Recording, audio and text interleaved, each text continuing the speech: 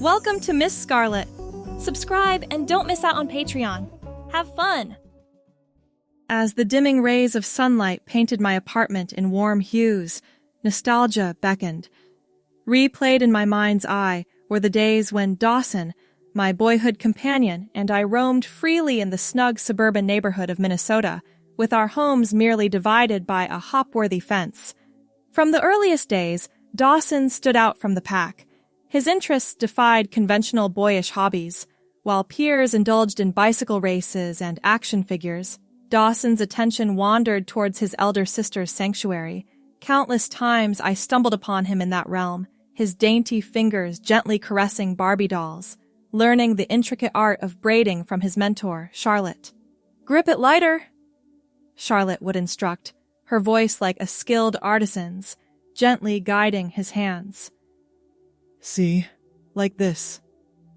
Unflinching focus marked Dawson's demeanor as he obediently attempted the art of braiding once more. But the phase never ended. By middle school, Dawson had learned to hide these preferences, at least in public. But in the safety of either of our homes, he would sometimes try on Scarlett's discarded clothes, especially the pink tulle dress that had been her favorite for ballet recitals. The sparkly shoes that went with it were always too small for him, but he would admire them from afar, running his fingers over the glitter. "Do you think I'm weird?" he asked me once, hastily changing back into jeans and a t-shirt after hearing his father's car in the driveway. "No weirder than usual," I had replied, and he'd laughed, relief flooding his face. We drifted somewhat in high school as different social circles claimed us, but we never lost touch completely. I went to college for business administration while Dawson pursued fashion design, surprising no one who truly knew him. We were both 26 when my phone lit up with his name one evening. "Can we meet?" "There's something I need to tell you." The coffee shop was quiet that Wednesday afternoon. Dawson sat across from me in a maroon sweater and dark jeans, his blonde hair longer than I remembered, swept back neatly. His fingernails were perfectly manicured, I noticed, though not painted. He stirred his latte methodically, building the courage to speak. "I'm starting hormone therapy next month," he said finally, voice barely above a whisper. "I've known since I was a kid, but I just couldn't say it until now." The coffee between us steamed quietly as I processed his words. "You're transitioning?" Dawson nodded, eyes darting up to gauge my reaction. "I've been seeing a therapist for 2 years. I've always been a woman inside. My name is Luciana, now." I reached across the table and took her hand. "Luciana," I repeated, testing the name. It suited her, elegant and graceful, just like she had always been. "It's beautiful." Tears welled in her eyes. "You have no idea how much that means to me." "Tell me everything," I said. "I want to understand." And so she did. Over the next hour, Luciana explained how she'd been secretly purchasing feminine clothes online, building a wardrobe hidden in the back of her closet behind winter coats and old college textbooks. She described the maxi dresses in flowing fabrics, the soft cardigans, the ballet flats she'd finally bought in her size after coveting Scarlett's for so many years. "My parents don't know yet," she admitted, twisting a napkin nervously.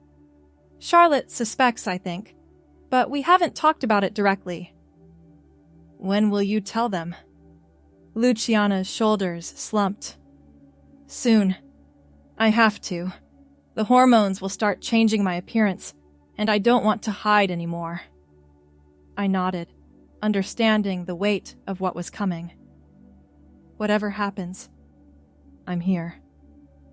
The following months were transformative, in every sense of the word. Luciana blossomed as the hormones gradually softened her features.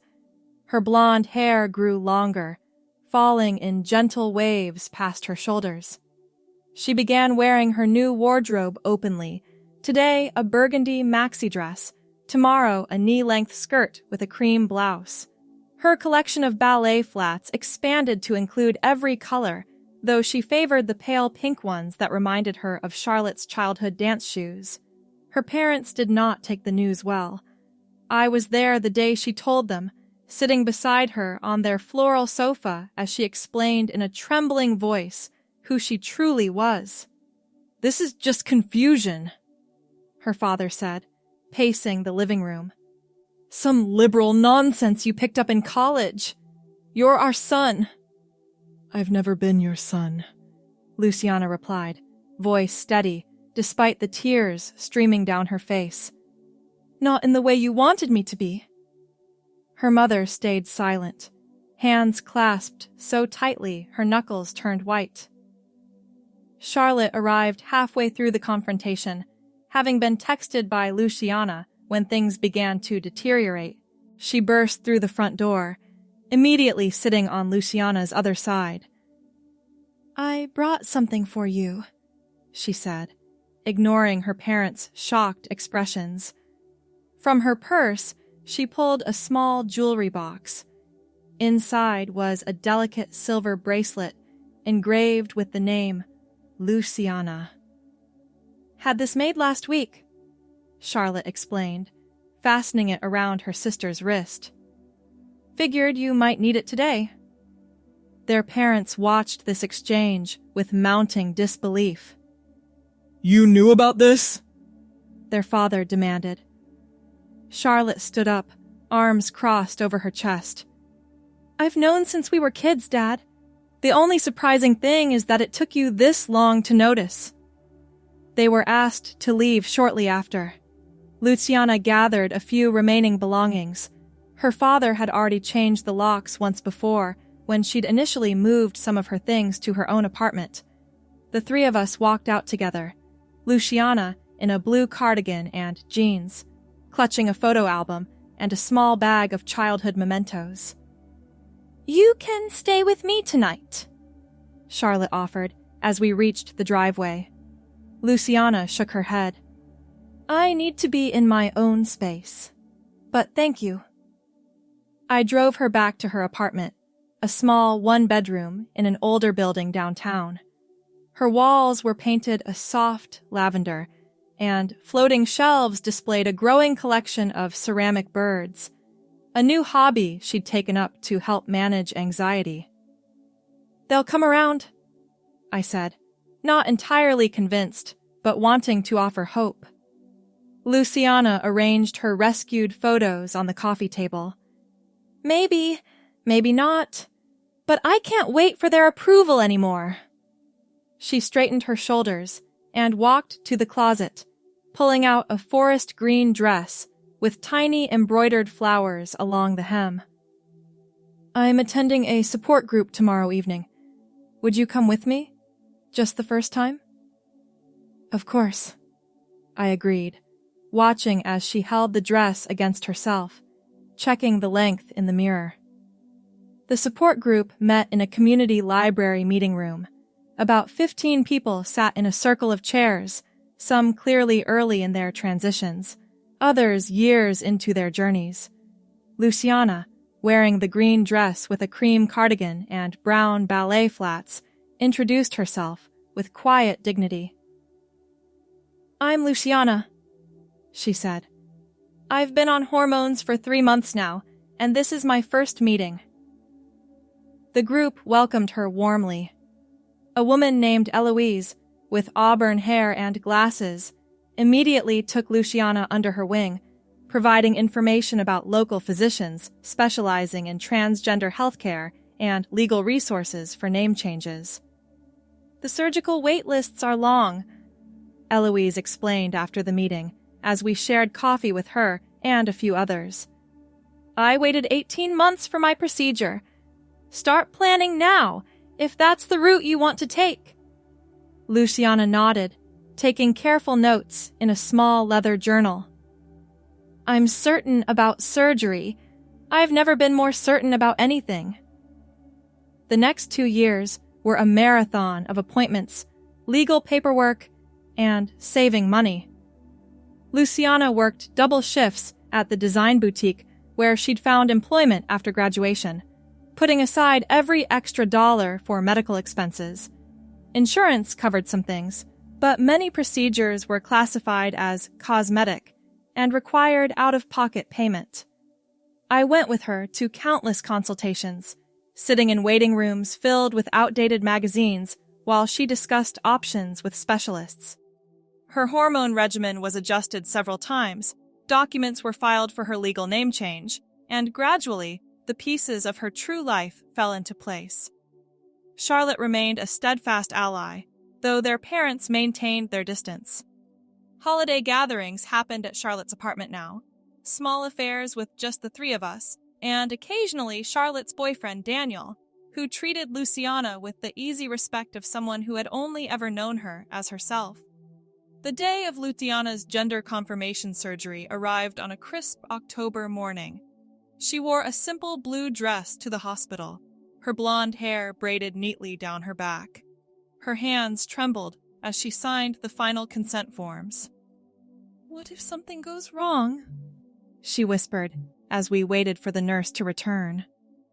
"Then we'll handle it," I assured her. "But nothing will go wrong. Dr. Patel is the best. You researched everyone in a 3-state radius, remember?" She managed a smile at that. "True. I made spreadsheets."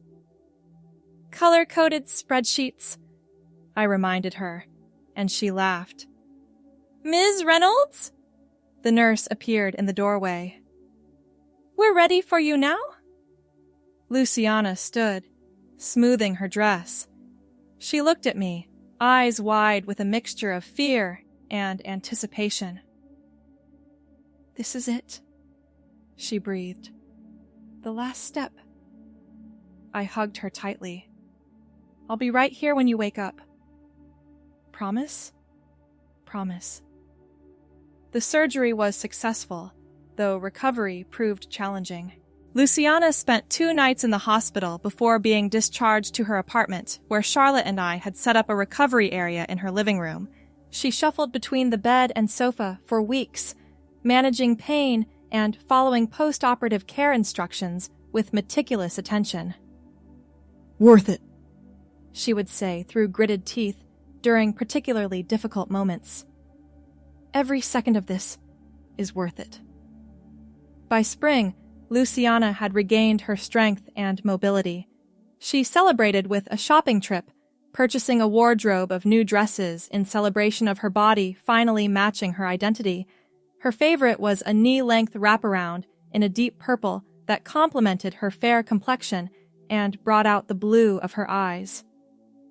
"I want to have a party," she announced one evening as we shared takeout in her apartment.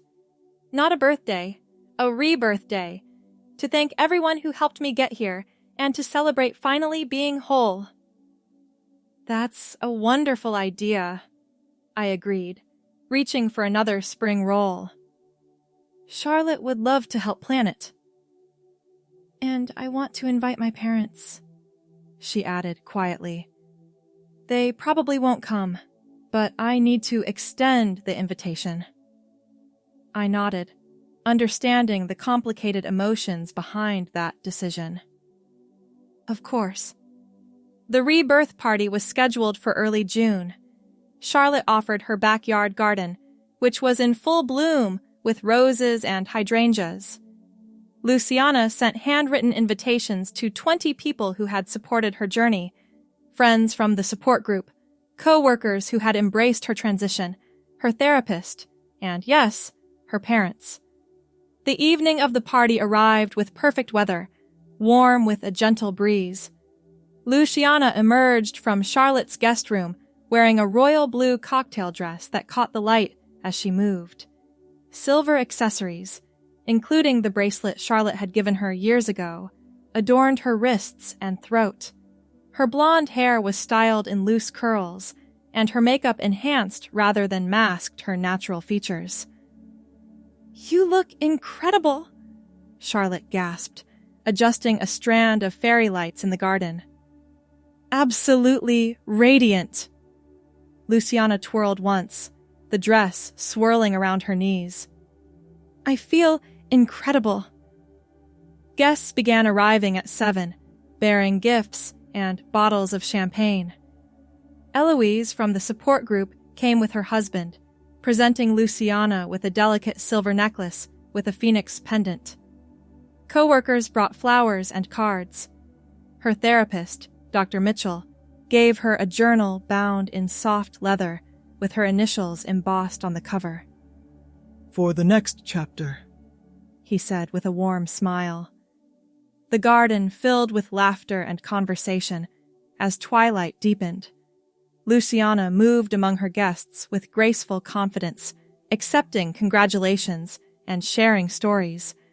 She was in the middle of describing her plans to become certified as a counselor for transgender youth when Charlotte suddenly gripped her arm. Look, Charlotte whispered, nodding toward the garden gate. Their parents stood hesitantly at the entrance. Their father wore a suit that looked as if it had been hastily pressed, their mother clutching her purse with white-knuckled intensity. They surveyed the gathering with clear discomfort, searching the crowd until they spotted Luciana. The garden fell quiet as Luciana approached them. She moved with deliberate steps, her blue dress catching the glow from the fairy lights. You came, she said simply, stopping a few feet away. Her father cleared his throat. Your mother thought... We thought we should see how you're doing. Luciana nodded, maintaining her composure despite the emotions surely churning inside. I'm doing well. Very well.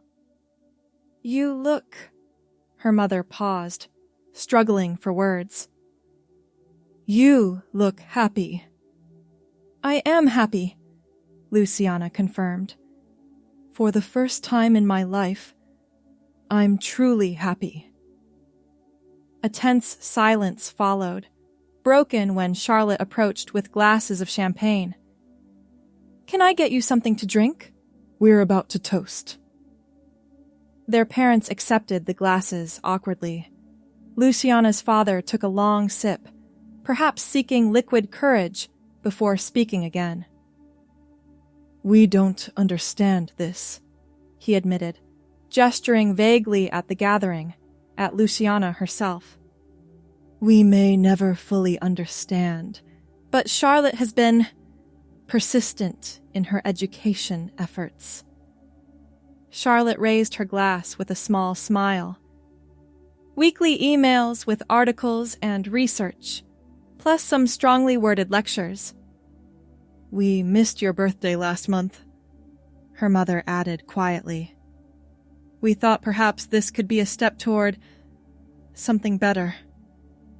Luciana's eyes glistened with unshed tears, but her voice remained steady. I would like that very much. The conversation was interrupted as Daniel called for everyone's attention, raising his glass for a toast. Luciana rejoined the center of the gathering, standing beneath a trellis woven with twinkling lights and climbing roses. To Luciana, Daniel announced, for showing us all what courage truly looks like. To Luciana, the guests echoed, raising their glasses. From the edge of the garden, her parents lifted their glasses as well, a small gesture but meaningful in its execution. The party continued into the night. Luciana's parents stayed for 45 minutes, a brief visit, but longer than anyone had expected. Before leaving, her father awkwardly handed her an envelope. It's not much, he mumbled. But we thought maybe it could help with those certification courses you mentioned. Inside was a check and a card signed by both parents. The message was simple. Wishing you well, Mom and Dad. Thank you, Luciana said, carefully folding the card and returning it to its envelope. This means a lot to me. We're trying, her mother replied. It's difficult, but we're trying. After they left, Luciana found a quiet corner of the garden to collect herself. I joined her there, sitting on a small stone bench beneath a flowering cherry tree. "You okay?" I asked. She nodded, tucking the envelope into a hidden pocket in her dress. "Better than okay. I didn't expect them to come at all. Even this small step feels enormous." "It is enormous," I agreed, "and completely deserved." Luciana smiled, looking out over the garden filled with people who loved her. "You know what the best part of tonight is? It's not about my transition anymore. That chapter is complete. Now I get to focus on what's next, helping others find their way to themselves." True to her word, Luciana completed her certification courses over the next year, specializing in counseling for transgender individuals. She found a position at a community health center where her personal experience made her uniquely qualified to guide others through their journeys. Her wardrobe evolved with her career, incorporating professional attire while maintaining the feminine aesthetic she had always been drawn to: pencil skirts and silk blouses for workdays, colorful dresses for weekends, and always a collection of ballet flats in various colors and patterns.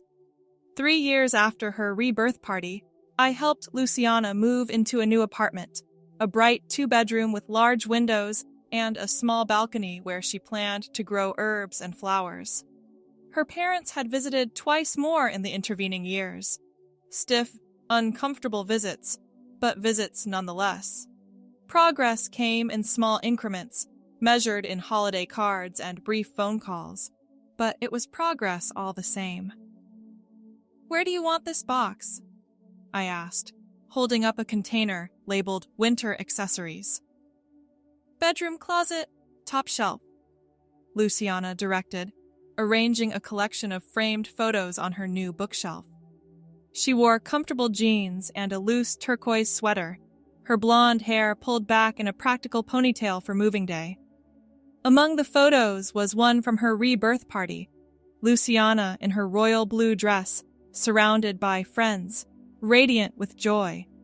Beside it now stood a newer image, Luciana in a graduation cap and gown, holding her counseling certification, her parents standing awkwardly but undeniably present in the background. "You know what I was thinking about this morning?" she asked, carefully adjusting the frames. "How you somehow accumulated enough stuff to fill 2 moving trucks despite being a supposed minimalist." She laughed, tossing a throw pillow in my direction. "No, smart Alec. I was thinking about that pink tulle dress of Charlotte's, the one I used to try on when we were kids." I set down the box I was carrying, remembering the delicate fabric, the way Dawson's eyes had lit up when wearing it, despite the too short hem and tight bodice. "What about it?" "Charlotte kept it all these years. She showed me when I was at her place last weekend, packing up some books she was lending me. It's in a storage box with her other childhood keepsakes." Luciana straightened, brushing dust from her jeans. "She offered it to me." "Did you take it?" Luciana shook her head, a serene smile playing across her lips. "No. I thanked her, but I told her to keep it. That dress was important to who I was becoming, but it's not who I am now. It's a beautiful memory, but just that, a memory." She crossed to the balcony doors, pushing them open to let in the spring breeze. The afternoon sun caught her hair, turning it to spun gold against the turquoise of her sweater. "Besides," she continued, "I have my own clothes now, clothes that fit both my body and my soul." As if to demonstrate, she walked to an unpacked garment bag hanging on the closet door. Unzipping it, she revealed a flowing emerald green gown, with delicate beadwork across the bodice. "For the health center's fundraising gala next month," she explained, running her fingers over the intricate beading. "What do you think?" "Stunning," I replied honestly. "You'll outshine everyone there." She carefully zipped the dress back into its protective covering. "Help me finish unpacking, and I'll order pizza. We can eat on the balcony and watch the sunset." Several hours later, with most of the boxes unpacked and flattened for recycling, we sat on her new balcony furniture, sharing pizza and wine as dusk settled over the city. Luciana had changed into a comfortable maxi dress in a soft coral shade, her feet bare, her expression peaceful. "Sometimes I still can't believe how far I've come," she mused, gazing out at the darkening sky. "From hiding in Charlotte's room with borrowed clothes to sitting here, finally comfortable in my own skin." Was it worth it? All the struggle, the pain, the difficult conversations? "Every second," she replied without hesitation. "I'd do it all again tomorrow if I had to. Being authentically myself is worth any price." She raised her wine glass, offering a toast. "To authenticity, and to the friends who walk beside us as we find it." I clinked my glass against hers. "To authenticity. And to you, Luciana, the bravest person I know." Her smile in that moment, confident, genuine, at peace, was all the confirmation needed that she had indeed found her true self. The journey had been long and often painful, but watching her now, bathed in the soft glow of balcony lights, wearing the elegant coral dress that complemented her blonde hair and fair skin, there was no trace of the uncertain person she had once been. Luciana had finally become who she was always meant to be, not just in appearance or name, but in the quiet confidence with which she now moved through the world. The borrowed clothes and hidden desires of childhood had given way to a woman who owned her identity completely, who had fought for the right to live as her authentic self, and who now dedicated her life to helping others find the same freedom. As night fell completely, stars appearing in the clear sky above her new home, Luciana leaned back in her chair, content in the knowledge that her story, though still being written, had finally found its proper beginning. Thanks for watching my girlies! Be sure to check out Patreon for more!